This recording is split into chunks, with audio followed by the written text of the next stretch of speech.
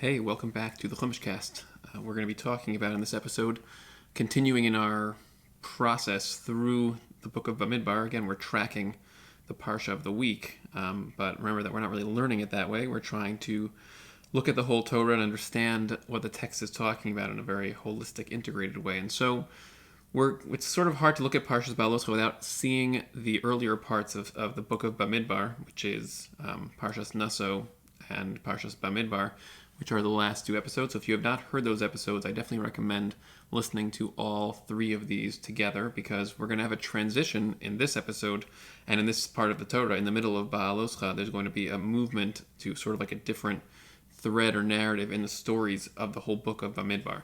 And so what that kind of means is that it's important to sort of know where we started and where we've been until now in this book of Bamidbar, and then where we're going next. So what we're going to do now is we're just going to take a look at the overview. Like I like to try to do an overview of the whole Parsha initially, and then try to delve into a particular part. This episode we're going to focus in on one section as the Torah transitions from the initial story to the later story in this whole Parsha. So as we do that, I recommend, again, it's really useful to have already seen the text. So if you haven't seen it yet, then it's a good idea to sort of take a pause on this and then go and learn through different parts of the text. You could do it in English or in Hebrew and get a feel for what's actually going on. And then come back and we'll go through the overview and then sort of zoom in and actually start applying some of the methodologies that we're really focusing on in the Chumashcast. So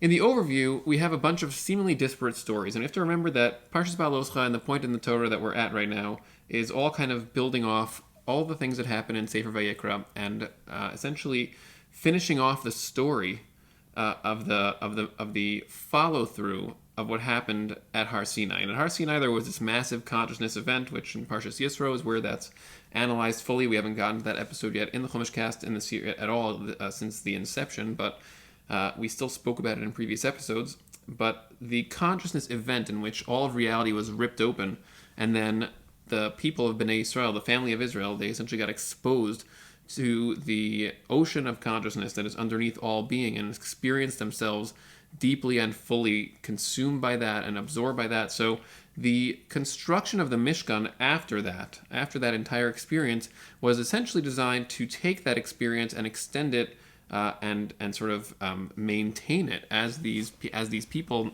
the family of Israel, were going to start journeying towards their homeland. And then the next phase of that was going to be to install that same Mishkan type technology in the land of Israel, and then create a situation in which you actually were maintaining and spreading this consciousness connection with Hashem to the rest of the world in order to correct for the original problem of the Garden of Eden, in which the connective dynamic between human being consciousness fragments and the root of all consciousness, which is Hashem, were sort of broken apart and fragmented by the chait, the deviating perspective or deviating activity of eating from the tree of knowledge, the Eitz Hadas Tov Vara. So, and again, I just want to remind everyone that if you want to learn more about that story, the Eitz Hadas story, so we're going to get to it in the Chumashcast when we get to Parshas Bereshis, but there's actually a lot of that going on right now in the other two series, the Kabbalah Cast and the Sex Torah and Kabbalah series are doing a lot of work on that particular issue, the particular area.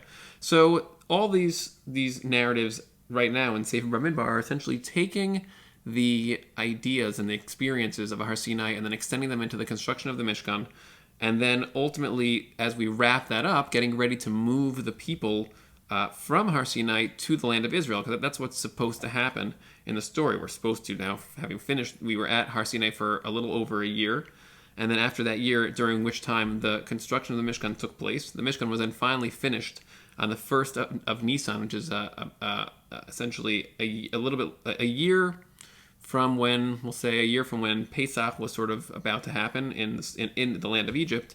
And then after the Pesach story happened, then the people went to Har Sinai. We left Egypt and then went to Har Sinai. So we're about a year out from that.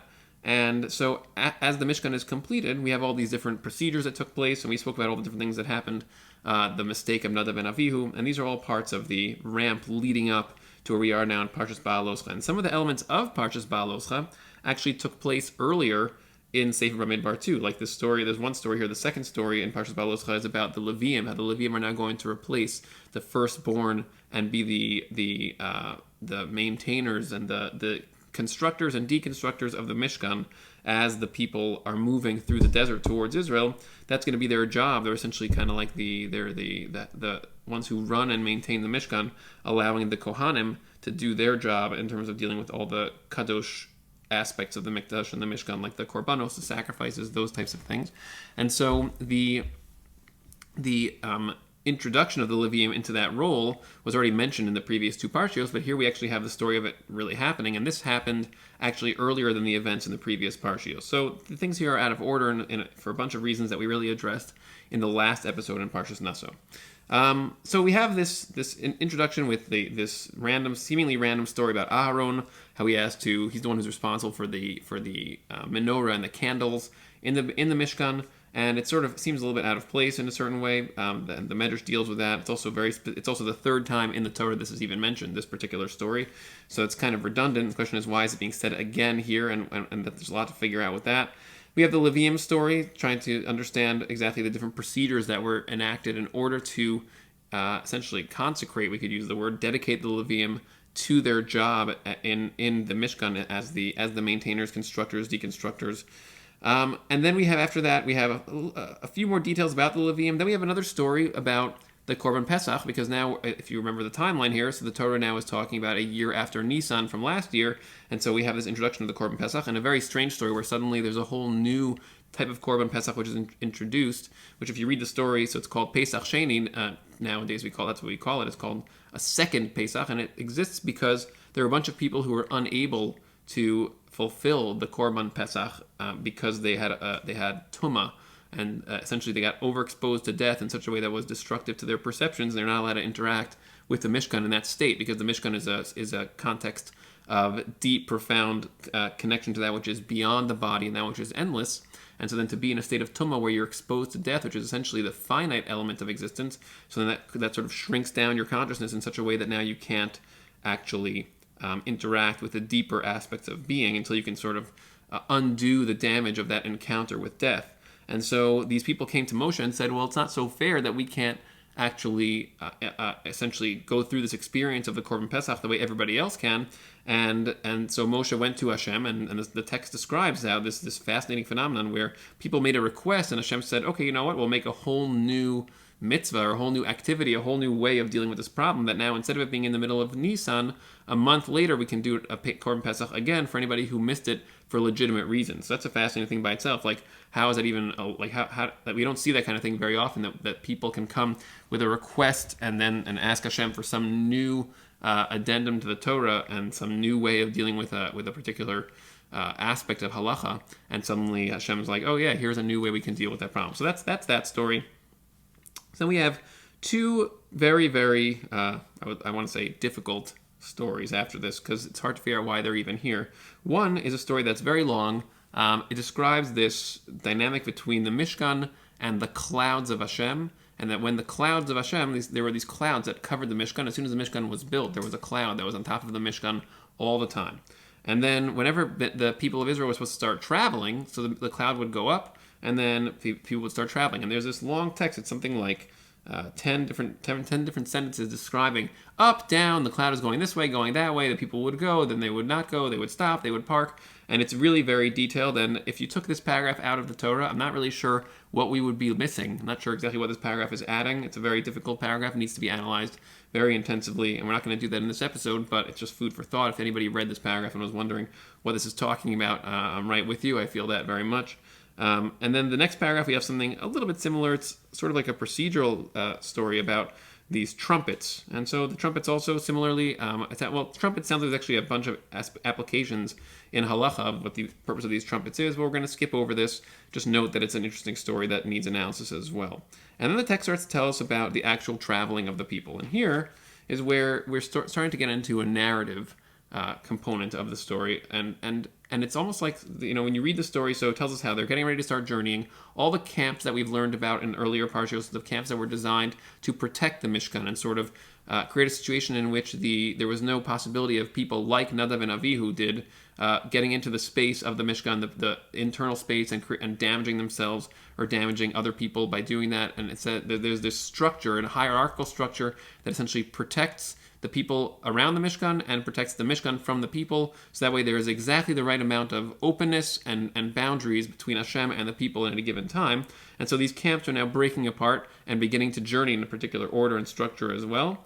Then there's this very strange digression where the Torah tells us about the story about this character named Chovav, and we're not going to delve into that either, but that story needs tremendous focus by itself. There's massive problems with it, but in that story, so we have this line where the text says, Vayisu mehar Hashem derech shloshet yamim, and so essentially the text is describing how he started to journey now away from Har Sinai, finally, after a year and a month or so, leaving Har Sinai and carrying all the things that we're now carrying, all the ideas, all the experiences, the Mishkan as the ultimate result of the Har Sinai experience. And now we start the journey, and it says that as we started, so there's this Aron Brit Hashem Nosei Lifnehem Derech Shloshet Yamim, and there's this some kind of Aron, like some kind of closet, a box, some kind of container that is now traveling ahead of the people, and it's going.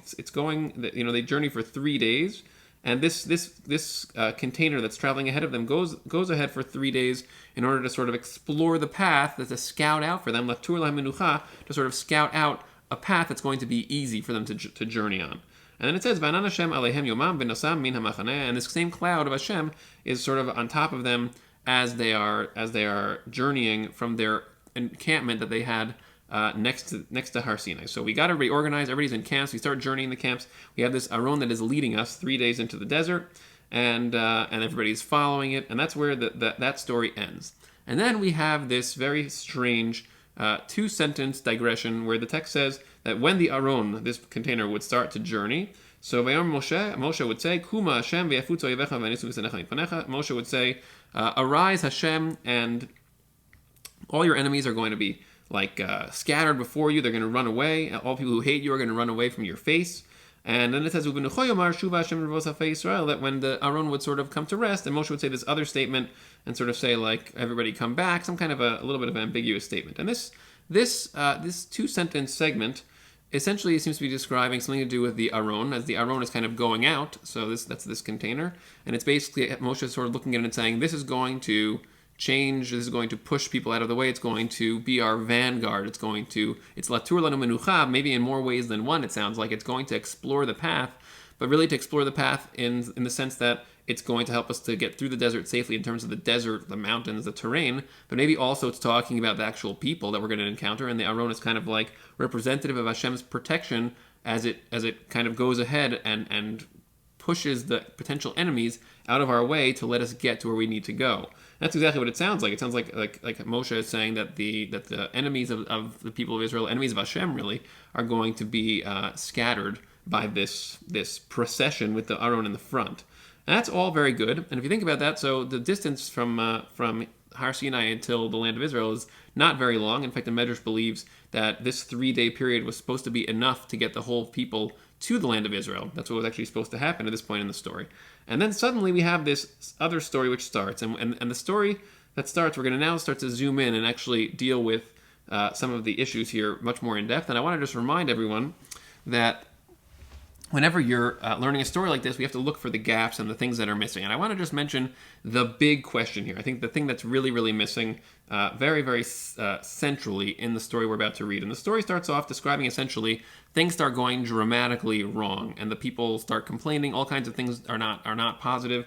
And the thing that's missing in the story is it is not stated what causes this change. In other words, if I had to pick lots of small questions here, things that are strange about the language, and we're going to see some of those things too as we explore, but there is one gigantic big question here, which is when you actually read the text and you're just trying to learn the words, understand what they're saying, you're going to see that there is no description, or there's no transition from this journey that is essentially we're on the way to the land of Israel 3 days out, and we're going to get there, and everything is going well. We have the Aron leading the way. We have all our organization is now sort of put together, and then we're just going to the land of Israel, and suddenly out of nowhere we have this line, "Vayhi ha'am kimit onanim ra be'oznei Hashem," that the people suddenly become like sort of self-centered in a certain kind of way. We have to figure out what exactly those words mean, but they start to do things that are problematic, and Hashem responds to that, and there's like a tragic response in which people die, it sounds like.